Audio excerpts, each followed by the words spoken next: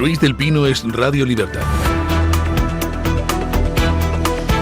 Comenzamos el repaso a las noticias hablándoles del caso Zapatero y de lo beneficiados que salían todas aquellas personas que estaban en su entorno. Si la semana pasada les hablamos del ya famoso despacho privado en la calle Ferraz y de su secretaria personal Gertrudis Alcázar, conocida como Gertru, diferentes medios de comunicación están ahondando en esos beneficios que obtenían quienes se relacionaban con el expresidente. Es el caso del Español, que publica más información sobre la secretaria Gertru, su persona de máxima confianza, y también de su familia relacionada con el Partido Socialista. La primera de las hermanas Alcázar se llama Encarni y regenta un bar en Daimiel, en Ciudad Real. Nada extraño si no fuera porque tiene una peculiaridad en su entorno, y es que esta hermana tiene un gran patrimonio, presuntamente porque le ha tocado 3 veces la lotería, una posibilidad infinitesimal que hace dudar del origen de este dinero. La hermana más conocida, Gertrudis Alcázar, la exsecretaria personal de Zapatero, aparece señalada en el caso Plus Ultra como una pieza operativa esencial en el entramado investigado, según el auto de la Audiencia Nacional, pero como saben no es la única hermana Alcázar que atraviesa una complicada situación judicial. La hermana de Gertru, Antonia Alcázar, alcaldesa socialista de Velilla de San Antonio, un municipio de Madrid, se enfrenta a una petición fiscal de hasta 3 años de prisión por un presunto delito de prevaricación urbanística. El procedimiento contra la alcaldesa se centra en la inacción municipal ante reiteradas denuncias vecinales por ruidos y actividades sin licencia en una finca de eventos. La Fiscalía sostiene que, pese a las quejas y actas policiales, el ayuntamiento no adoptó medidas de disciplina urbanística. La regidora se ha defendido alegando que siguió informes técnicos. El juicio se celebró esta semana en la Audiencia Provincial de Madrid y está a la espera de resolución. Ya lo ven, causas distintas que sitúan de nuevo a las hermanas Alcázar en el centro de la actualidad judicial, a la espera de lo que determinen los tribunales. Bueno, ustedes son muy jóvenes y no se acordarán, pero había hace años en Marbella un señor que se llamaba Jesús Gil, que fue alcalde, al que después sucedió Julián Muñoz. Y en aquella época pues había un gerente de urbanismo en Marbella que se llamaba Juan Antonio Roca. Juan Antonio Roca, que tenía una fortuna que la justicia sospechaba que se debía a la corrupción galopante en el ayuntamiento de Marbella. La explicación que dio Juan Antonio Roca ante el juez para tratar de despejar las dudas sobre el origen de su fortuna inexplicada es que le había tocado la lotería 80 veces a lo largo de 15 años, incluyendo 50 grandes premios de la lotería de Navidad.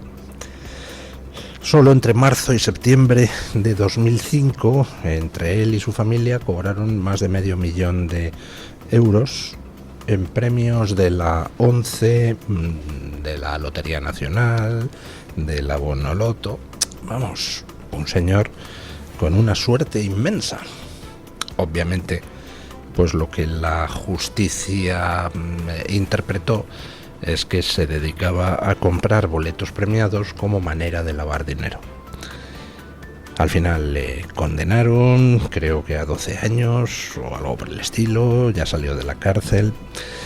Bueno, el Español traía la noticia sorprendente este fin de semana de que a la familia de la secretaria de Zapatero pues le ha tocado 3 veces la lotería. No llega a los niveles marbellanos, pero vamos, hace falta mucha suerte para que te toque la lotería 3 veces. ¿Será que es que también se estaba lavando dinero negro? ¿O será simplemente que Gertru y sus hermanas tienen mucha suerte? Pues seguro que es eso, no sean ustedes mal pensados. El caso es que es una familia que a la sombra de Zapatero parece que no le ha ido mal. Una de las hermanas alcaldesa, la otra la secretaria parece que omnipotente de José Luis Rodríguez Zapatero. Y bueno, pues mira, es una manera de vivir. El que a buen árbol se arrima, buena sombra le cobija. Hoy son muchas las noticias sobre Zapatero, sobre dineros, sobre cosas en las que ha estado involucrado y que la verdad no pintan muy bien en el terreno judicial para él, aunque ha tenido un golpe de suerte. El juez del caso, el juez Calama, ha unificado las acusaciones populares bajo el mando del Partido Popular. Se pueden ustedes imaginar a qué lleva eso, ¿no? Teniendo en cuenta que fue el Partido Popular quien le expidió a Zapatero certificado para encargarse de todos los asuntos de Venezuela en época de Rajoy. Bueno, veremos a ver cómo evoluciona el asunto. Por lo pronto, las derivadas parece que llegan lejos. Las derivadas no del caso Zapatero específicamente, sino de los casos cada vez mayores, cada vez más grandes, en que está Pedro Sánchez y su entorno metido de hoz y coz. Ya saben ustedes que en la operación del jueves pasado de registro del PSOE, pues se emitió un auto judicial donde se reflejaba que parte de la operación de las cloacas del partido contra la justicia y contra los que estaban investigando al PSOE se financió con dineros de la campaña electoral de Salvador Illa. Se mencionaba un contrato de publicidad de 20.000 euros para pagar a un medio de comunicación de la extrema izquierda. Bueno, pues parece que la UCO ha detectado otros pagos ocultos en la campaña electoral de Salvador Illa. Escuchen. La UCO investiga posibles pagos irregulares en la campaña del Partido Socialista de Cataluña en las elecciones catalanas de 2024 que se usaron para financiar supuestamente una campaña oculta. El objetivo de estos pagos era el de realizar acciones para desmovilizar al electorado rival, según la causa que se investiga ahora en la Audiencia Nacional.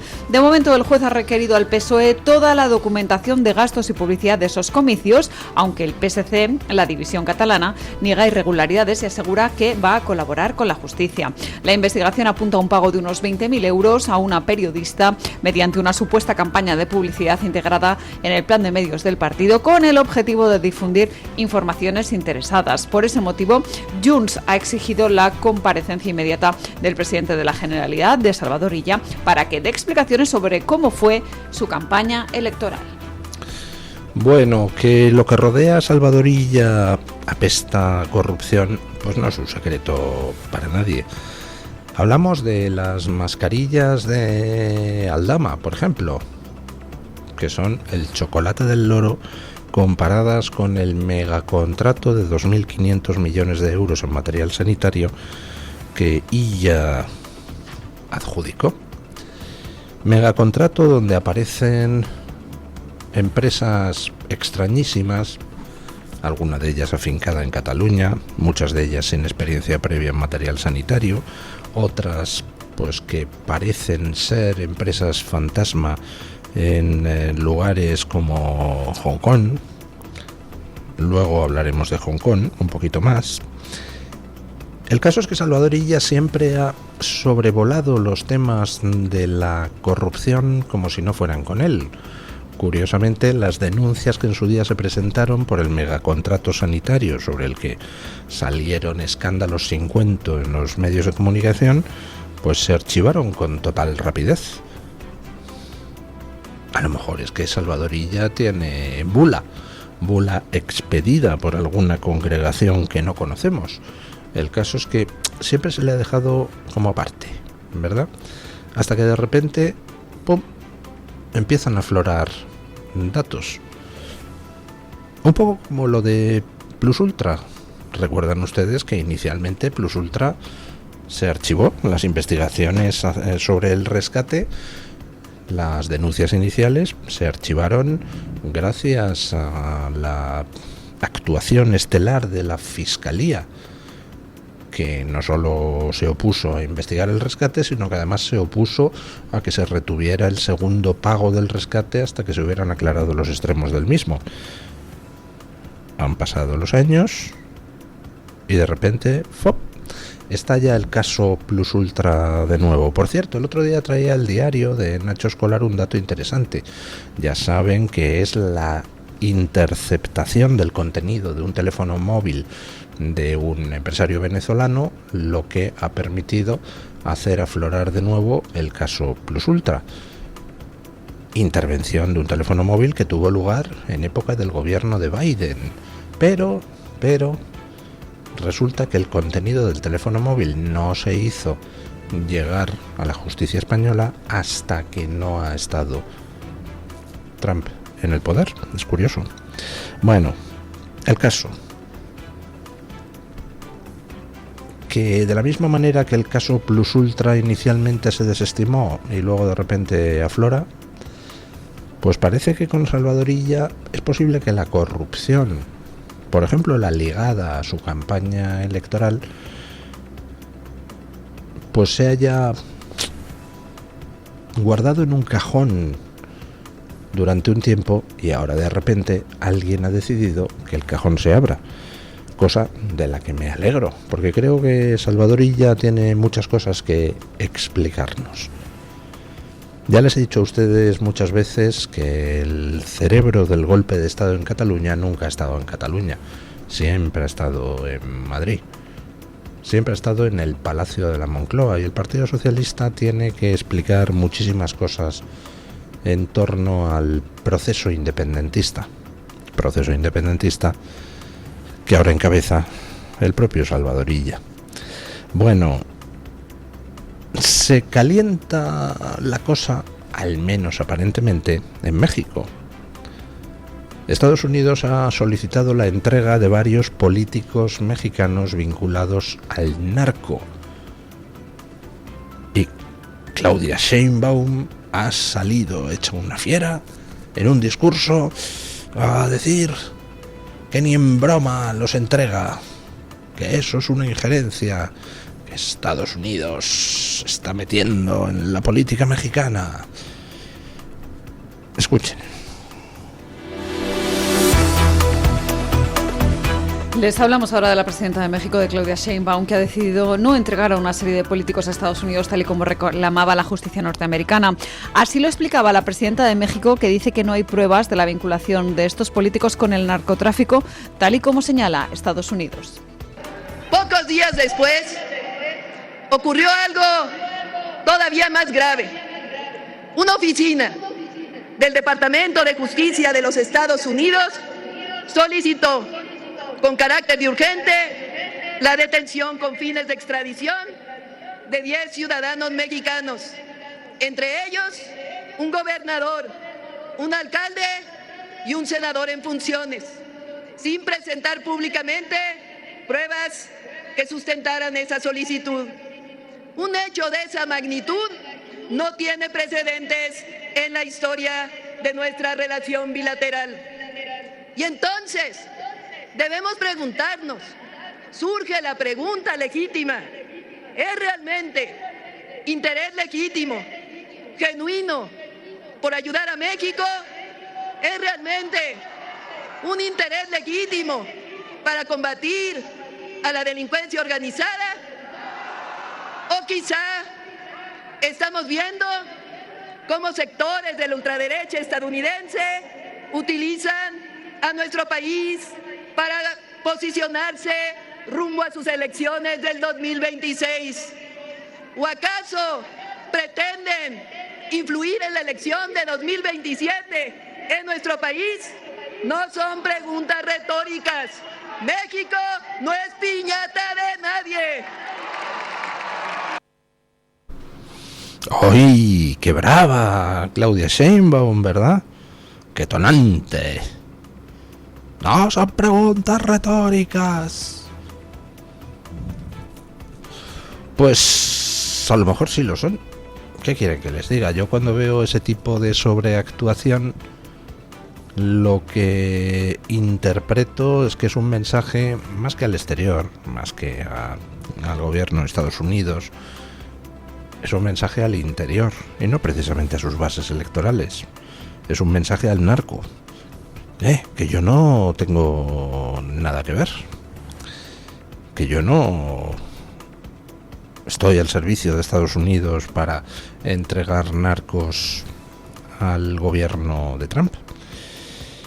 Vamos a ver, la posición de Claudia Sheinbaum es complicada. Hay dos alternativas. Una, que Claudia Sheinbaum trabaje a las órdenes del narco o influida por el narco.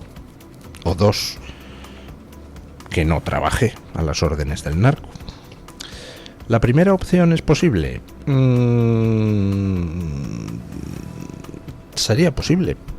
Pero lo cierto es que hasta ahora Claudia Sheinbaum pues ha procurado hacer lo que Estados Unidos le ha pedido en lo que respecta a cortar el tráfico de drogas en la frontera sur de los Estados Unidos.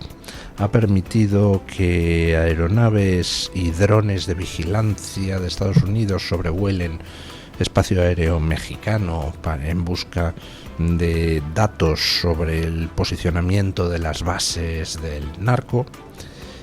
Claudia Sheinbaum ha permitido que agentes americanos ingresen sin conocimiento de la opinión pública en México para ejecutar operaciones contra el narco. Es decir, hasta ahora, pues Claudia Sheinbaum ha colaborado bastante. Así que, bueno, yo apostaría porque no es una mujer del narco. Sin embargo, es presidenta mexicana y en México el narco mandaba y manda mucho. Con lo cual, pues hombre, algo se ha tenido que bandear, algo habrá tenido en ocasiones que mirar hacia otro lado, algo habrá tenido que compadrear, más que nada porque si no, muy posiblemente no habría llegado a donde está. Ahora, Claudia Sheinbaum está entre la espada de Trump y la pared del narco. Trump ha ido pidiendo una serie de colaboraciones y lo que pasa es que esas colaboraciones se han concretado en, por ejemplo, la entrega de determinados narcos a Estados Unidos, donde por supuesto son interrogados de forma un poco más efectiva de lo que se les interroga en México.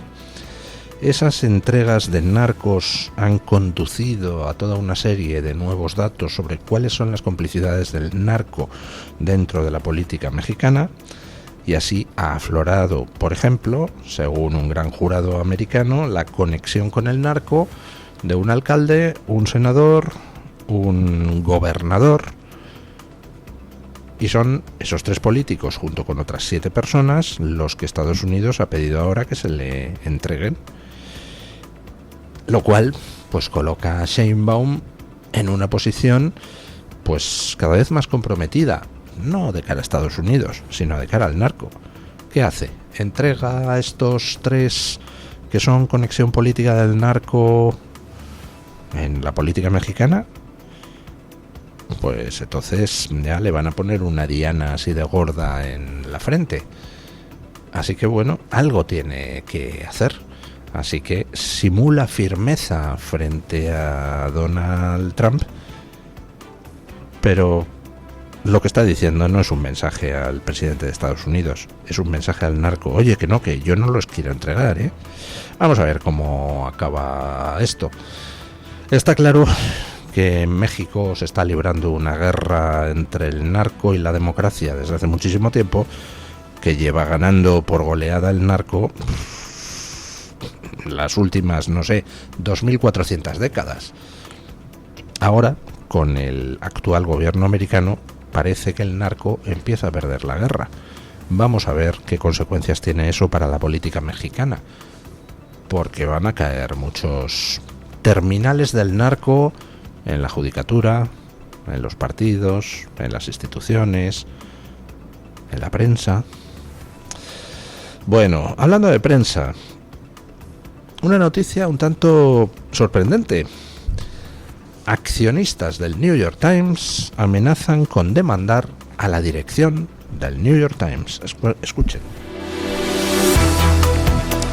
Terminamos el repaso de este bloque de noticias en Estados Unidos porque algunos accionistas del New York Times han amenazado con demandar a la dirección del periódico tras la publicación de un artículo basado en falsos testimonios. El artículo en cuestión hablaba de unas presuntas violaciones realizadas a prisioneros palestinos en cárceles israelíes, unas acusaciones que el gobierno de Israel considera falsas y por las que ya ha anunciado acciones legales contra este periódico. Los accionistas del New York Times sostienen que la dirección del periódico no habría evaluado adecuadamente los riesgos legales, reputacionales y financieros derivados de la publicación de un contenido que a su juicio carecía de base factual suficiente. Por ahora, el New York Times no ha respondido públicamente a estas exigencias. El conflicto abre un nuevo frente interno en este periódico y pone el foco en los mecanismos de control editorial y en la gestión de riesgo dentro de este diario.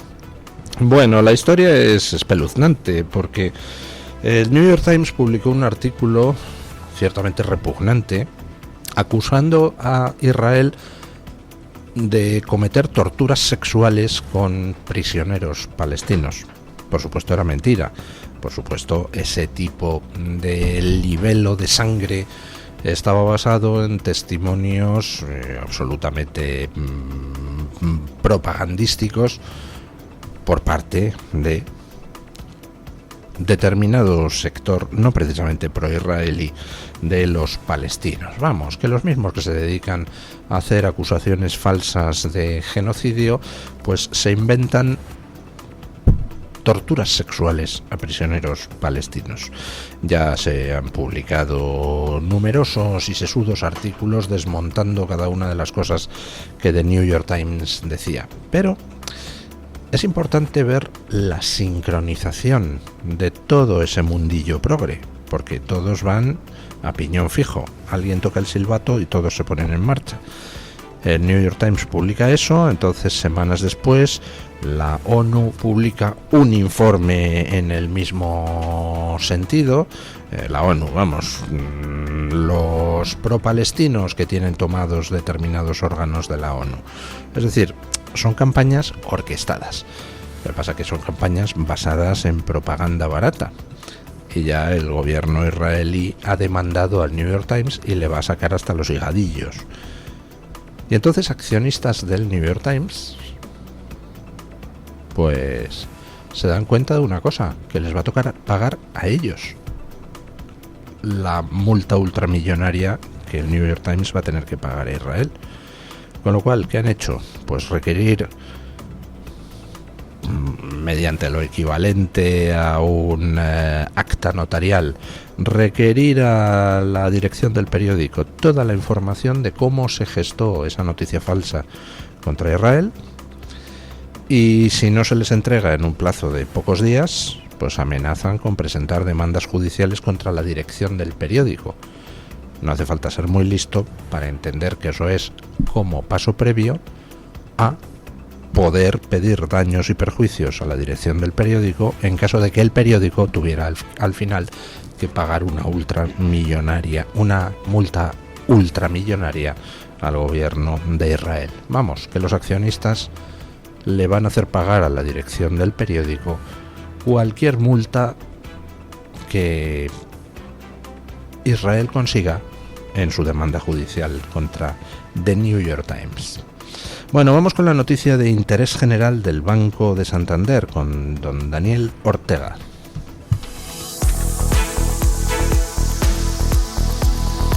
Banco Santander ofrece este espacio.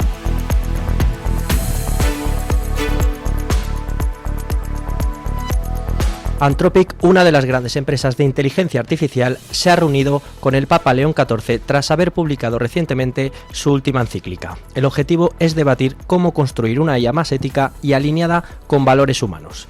Pero hay una idea de fondo interesante, y es que cuando una IA responde sobre política, sociedad o moral, alguien ha decidido antes qué valores prioriza, qué límites acepta y qué conflictos resuelve. Y eso no es una decisión técnica, es una línea editorial. Por eso el reto ya no se limita a aprender a usar la IA, sino a preguntarse cómo desarrollar criterio para cuestionar las respuestas que te da la inteligencia artificial. Banco Santander ha ofrecido este espacio.